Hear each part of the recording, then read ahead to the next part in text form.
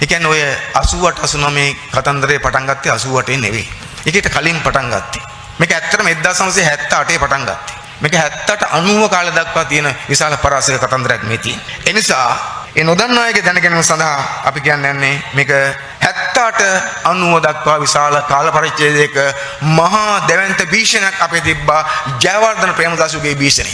ඒක තමයි ඇත්ත. මේ භීෂණය තමයි ජයවර්ධන ප්‍රේමදාසගේ භීෂණය. පටන් ගත්තේ 78 ඉවර වුණේ 90ක් පහුලා ගිහිල්ලා. ඒ නිසා ඒ ඉතිහාසය හරියට අපි තේරුම් ගත යුතු තියෙනවා. 88 තියෙන එක ඇතුලේ පොඩි කෑල්ල. කොහොමද සිද්ධ වෙන්නේ? අපි කවුරුත් දන්නවා මේක පටන් ගන්නනේ විධායක ජනාධිපති ක්‍රමයක් එක්ක. ඔබ දන්නවා ජයවර්ධන 1977 බලයට ආවා.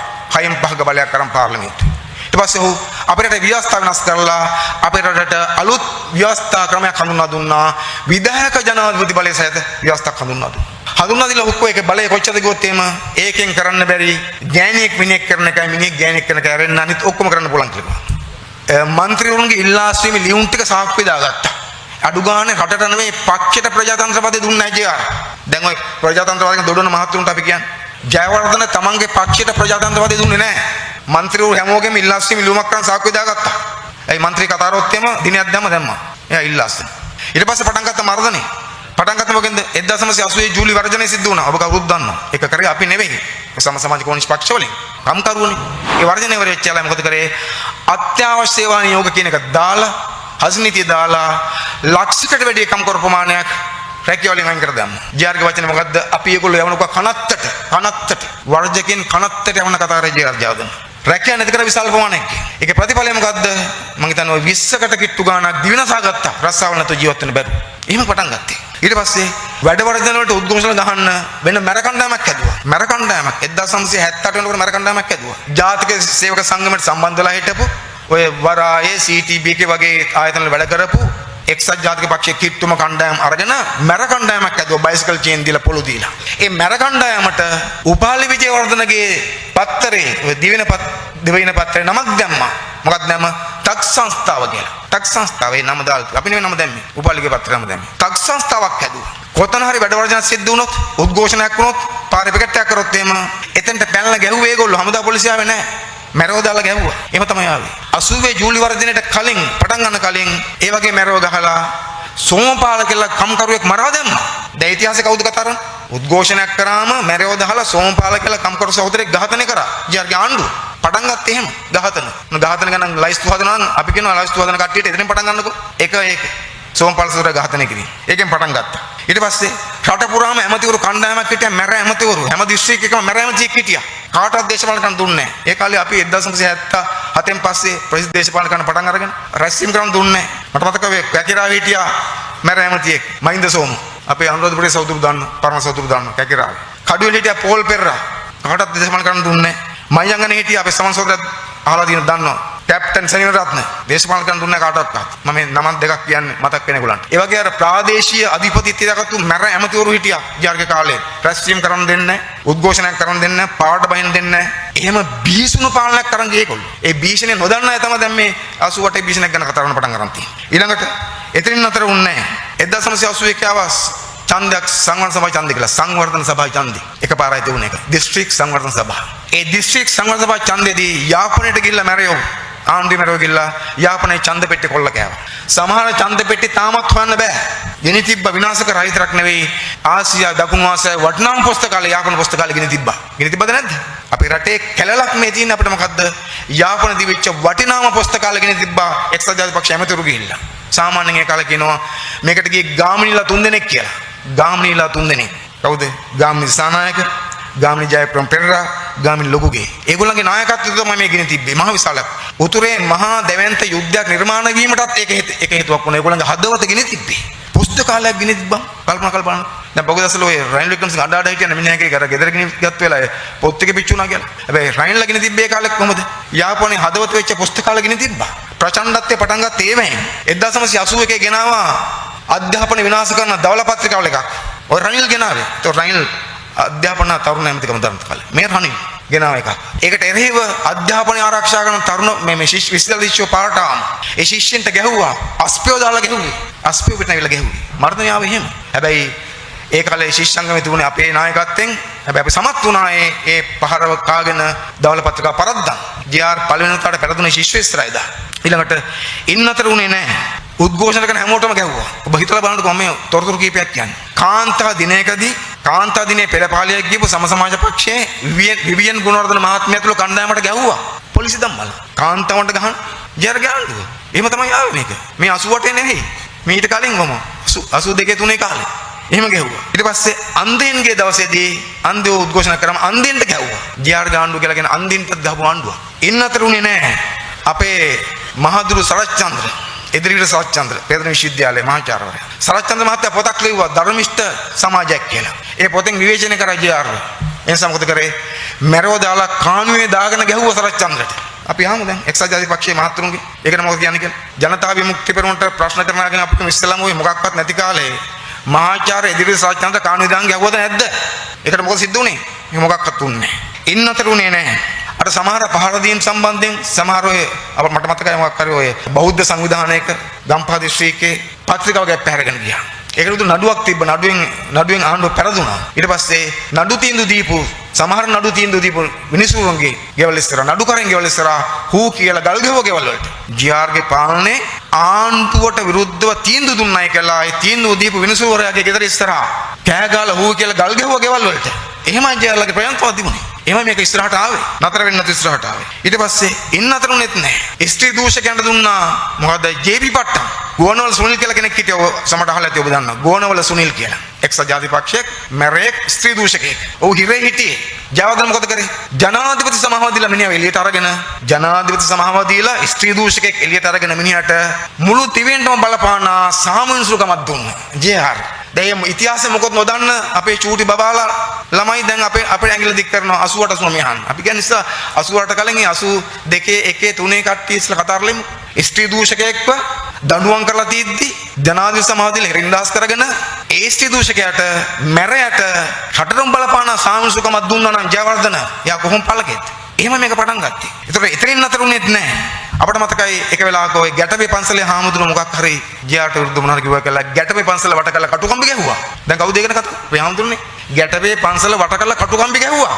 ජීආර් ඔය බෞද්ධ කතා කිව්වට. එහෙම තමයි මේ ඉතිහාසය පටන් ගත්තේ. ඉන්න අතර උනේ නැහැ.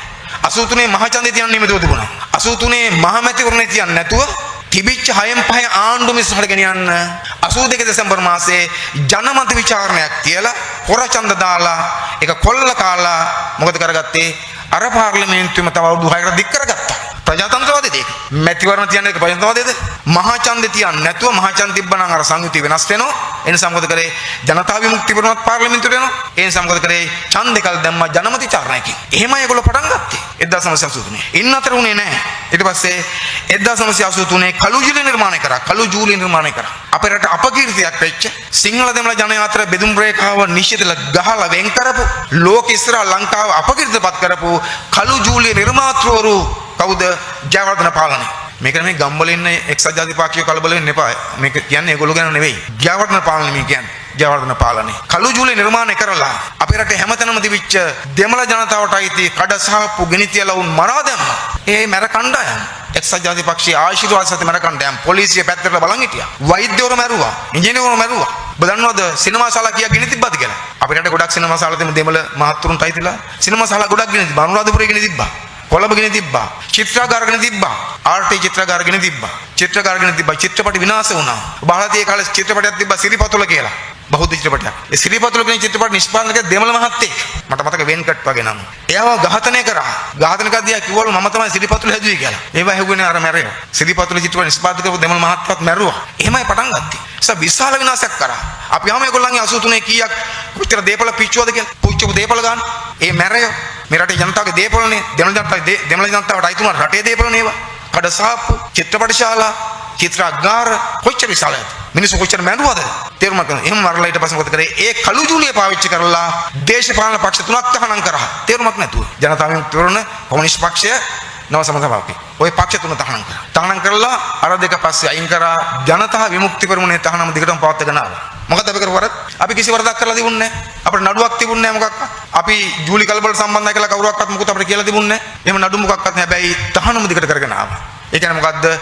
ජූලි කලබල ඒගොල්ලෝ ජූලි කලබල ඇති කරලා ඒක උපයෝගී කරගෙන ප්‍රජාතන්ත්‍රවාදී ලෙස දේශපාලන කරපු දේශපාලන ව්‍යාපාරයක් තහනම් කරා. අපි අහනවා සමාජයෙන් යුක්ති කරපු මිනිස්සුන්ගෙන් ඒකට මොකද කියන්නේ ඔයගොල්ලෝ? 1988 89 ඇඟිල්ල දික් කරන්න කලින් අපි අහනවා මේ හැම කෙනාගෙන්ම 1983 ජනතා විමුක්ති පෙරමුණ තහනම් කිරීම ගැන ඔබ මොකද කියන්නේ? ඒකට උත්තරයක් දෙන්න අපිට. නිකන් නොදන්න කතා කියන්න කලින් ඒකට අපිට උත්තරයක් දෙන්න. ඒක වැරදි.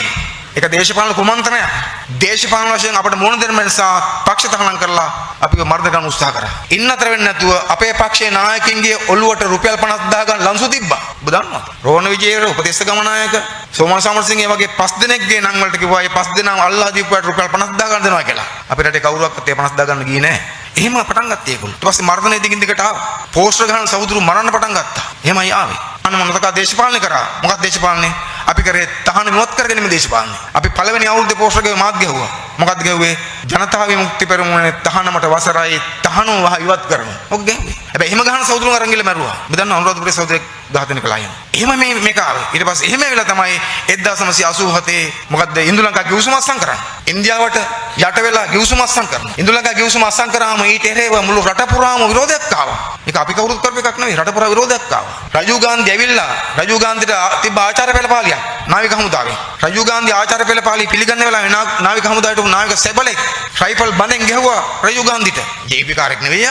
අපේ පක්ෂ කෙනෙක් නෙවෙයි. ඒ ආවේගයට සෙබලා. ඇයි තමන්ගේ රට යටත් කරාම කවුද දරාගෙන ඉන්නේ? එහෙම සිද්ධ වුණේ. දැන් ඉතිහාසය දන්නේ නැහැ මේගොල්ලෝ කවුරුත්. එතකොට අන්නේ දවසේ රට පුරාමත් පෙළපාල ගියා. ලක්ෂ ගණන් ජනතාව පෙළපාල ගියා. නිරායුධ ජනතාව. ඒ පෙළපාල වලට වෙඩි තියලා 147ක් මැරුවා. ජාර්ගේ ආණ්ඩුව. අපි අහමු.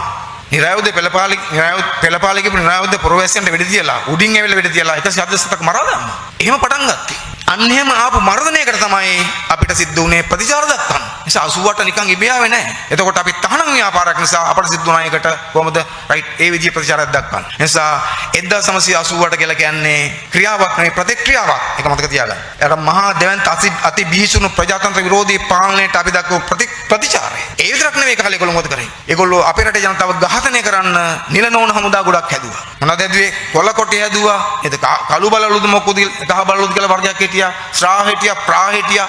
ඒ જાතිය නිල නෝන හමුදා හදාගෙන දහස් ගණක් අපේ රටේ තරුණ පරපුර ඝාතනය කරා. විශ්වවිද්‍යාල ශිෂ්‍ය කොච්චර මැරුවද? මරා දැම්මා. විශ්වවිද්‍යාලේ යාම මරණවරෙන්තුවක් වුණා ඒ කාලේ. එහෙම සිද්ධ වෙලා තිබුණේ. සම්බන්ධකම් මොකක්වත් නෙවෙයි. ඊට පස්සේ බොහෝ ඝාතන කරලා ඒවා තහනම් වෙලා තිබිච්ච අපි මත පැටවුවා. මම ප්‍රධාන කීපයක් කියන්න. එකක් ඔය විජය කුමාරතුංග ගැන කතා කරනවා. චන්ද්‍රිකා කුමාරතුංග මහත්මිය ප්‍රසිද්ධිය කියලා තියෙන කලාවක විජය කුමාරතුංග ඝාතනය සම්බන්ධ හොයපු කොමිසමේදී තහවුරු වුණා කියලා විජය කුමාරතුංග නෝරු එක්සත් ජාතික පක්ෂයෙන් කියලා. දැන් එයා ওই වචන වෙනස් කරාට ප්‍රසිද්ධිය කියපු එකක් තියෙනවා. ඒක ඔය මොකද Facebook වල තියෙනවා බලන්න පුළුවන් ඔයගොල්ලන්ට. එහෙම කිව්වා.